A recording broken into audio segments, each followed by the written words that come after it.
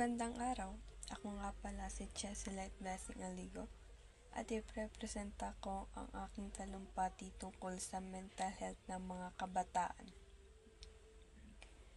Dapat ba nating bigyang pansin ang kalusugang pangkaisipan ng mga kabataan? May isang katagang sinasabi na kabataan ang pag-asa ng bayan. Kabataan nga ba ang pag-asa ng bayan?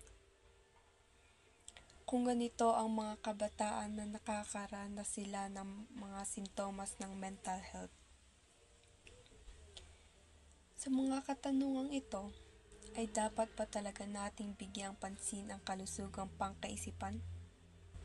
Dapat nating bigyang pansin ito dahil ayon sa isang research ng World Health Organization or WHO, 1 hanggang 5 na kabataan sa buong mundo ay nakararanas ng mga problema sa mental health bago sila umabot sa edad na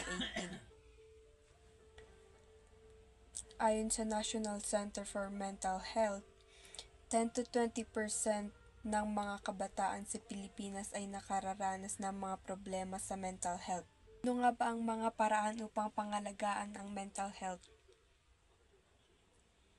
Upang pangalagaan ang mental health ay kailangan mo ng regular na pag-eehersisyo at sapat na tulog at pahinga para sa mental health.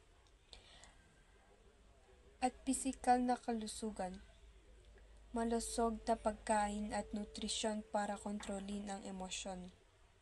Sa kabuuan, ay kailangan nating tutukan ng mga kabataan na may senyalis ng mental health.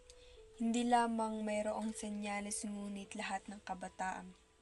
Kasi, sabi nga ni Jose Rizal, kabataan ang pag-asa ng bayan. Thank you!